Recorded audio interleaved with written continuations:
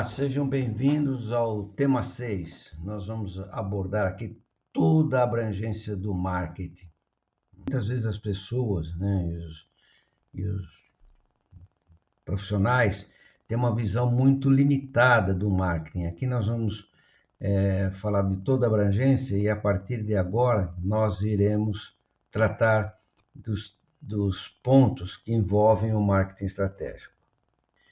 Bom, qual é a principal função do marketing? Compreender as necessidades dos clientes, provendo-os de produtos e serviços lucrativamente. E eu até sublinhei aqui a palavra lucrativamente, porque isso está no livro do Kotler, que nós vamos ver aqui a bibliografia no próximo slide. Então, a gente tem que entender as necessidades dos clientes e prover produtos e serviços lucrativamente. Então, dependendo da faixa vamos dizer, da faixa em que o nosso cliente está inserido, o nosso consumidor está inserido, então você tem uma capacidade de preços, né? Que também nós vamos abordar mais à frente. Então, mas de qualquer forma tem que gerar lucro, né? Esse é o ponto. Se não gerar lucro, não adianta. Bom, abrangência do marketing. Então, nós começamos aqui, né? O planejamento do produto. A marca, vamos dizer, ela tem um diferencial bastante importante. Pode ser que ela, por meio da marca, você traga uma segurança maior para o seu cliente. É um produto altamente reconhecido e, consequentemente, você pode ter um valor agregado maior. Como que esse produto é embalado, né? Como que ele é distribuído, então seguindo aqui, né, a ordem, como é que ele é distribuído. Vendas, observem que vendas, ele está dentro do marketing, não separado. Então o marketing é tudo isso aqui. Então nós temos também aqui a parte de propaganda, né, e comunicação, que nós vamos ver os 4 Cs e os 4 As daqui a pouquinho. A formação de preços, né, e a parte financeira. E o pós-venda. O pós-venda nós encerramos no módulo 5, né? Então, esse daqui é a abrangência do marketing. Nós vamos abordar em todos os nossos encontros todos esses eixos.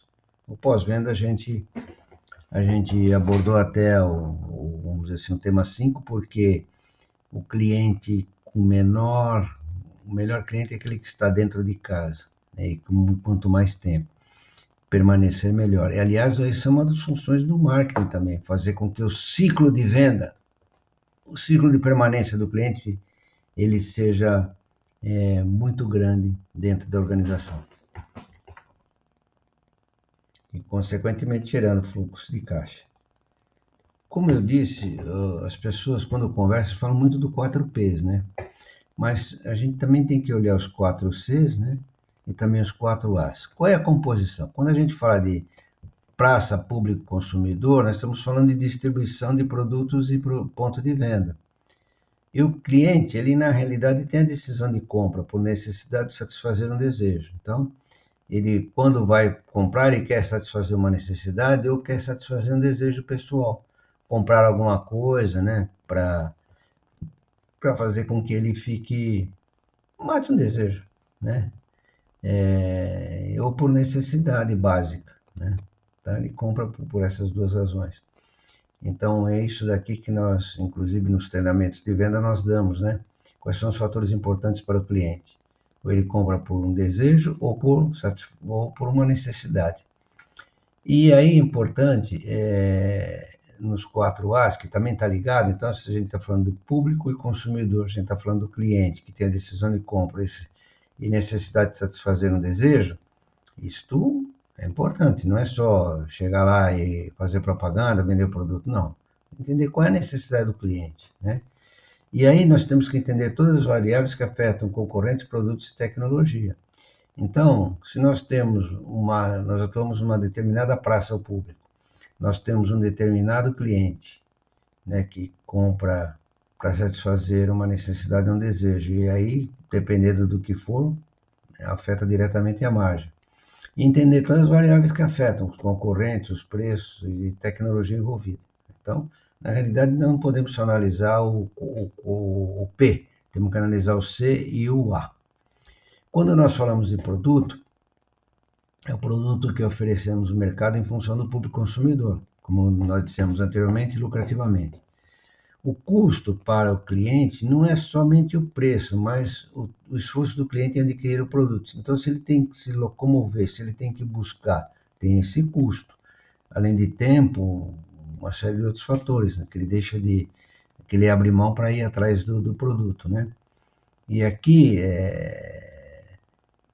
vamos dizer assim, também tem uma adaptação. Então, temos que adaptar os produtos e serviços obtidos na análise. Então, se nós analisamos o praça, o público, o consumidor, o cliente, e entendemos todas as variáveis que isso pode atender no quarto A, então, na adaptação, na realidade, nós temos que entender o produto em si, qual é o custo, não somente e o esforço do cliente em adquirir o produto, mas adaptar todos os produtos e serviços obtidos na análise, né? O preço, o valor cobrado é adaptado ao público, consumidor ou renda. Então, você tem um público de alta renda que talvez você possa ter um valor agregado, né?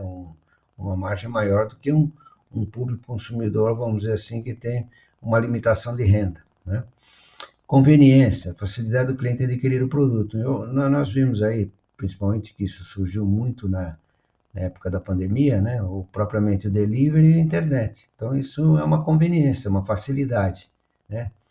E também aqui está ligado a isso tudo, ativação, né? Que é colocar em prática tudo que a gente viu na adaptação. Então, o que a gente adaptou, né? A gente viu de produto, de custo e adaptou, então nós temos que ver, ativar. Então, como nós vamos colocar em prática toda aquilo que a gente adaptou, né? Que tem a ver com preço, conveniência, que também está analisado na adaptação. E o quarto P, na realidade, é promoção. São formas de promover o produto e serviço ao consumidor. E a comunicação, na realidade, do 4C, ele é muito mais amplo do que a promoção, né? Porque ele cria um vínculo vamos dizer, o consumidor com o cliente, né? E o quarto A, na realidade, é uma avaliação se a ativação, aquilo que tudo tem do quarto dos P's, dos C's, e estão, na realidade, atingindo as metas, né? Atinge as metas da ativação. Então, é isto. Bom, é importante destacar que nós falamos tudo isso, mas quais são as formas de preço? Nós temos, vamos dizer, 15 formas de precificação. Então, e esse daqui vai ser o tema o próximo tema, né? Porque é um pouco mais abrangente. Então, mercado afluente. O que é o mercado afluente? São aquelas pessoas que, por exemplo, têm uma renda maior e podem gastar. É uma classe A, né? Os produtos com valor agregado, os clientes com preço psicológico e a liderança por preço. Então, como é que você quer ser líder por preço, né? Do lado de cá você tem o produto predatório. O que é o produto predatório? Você entrar com margens menores para ganhar mercado, né? De valor, né? Diferente ao mesmo produto. Então, tem um valor diferente para o mesmo produto, né? Custo e preço e o custeio por absorção. Também são formas de calcular. E também, aqui, vamos dizer assim, os outros 5 são margem de contribuição, o preço-alvo. O preço-alvo é quando você tem um preço-alvo que é o preço de mercado, mas aí você tem que trabalhar na parte de custos, né? Para ter o preço-alvo concorrente. A taxa de penetração de mercado também é um item bastante importante. Como é que nós fazemos, quais são os meios que nós fazemos a penetração de mercado? A liderança por custo, ou seja, você tem uma liderança por custo, você trabalha com uma renda do teu consumidor baixa, né? E elasticidade, ou seja, se você aumentar 10% na venda, quanto que isso afeta os seus lucros, né? Ou então o produto é elástico ou inelástico, né? Nós vamos abordar. Bem, o próximo encontro, como eu disse, nós vamos falar dos preços de venda aplicáveis ao marketing, envolvendo os 4 P's, os 4 C's e os 4 A's, que aqui são os 15 itens que nós vamos abordar, tá bom? Muito obrigado.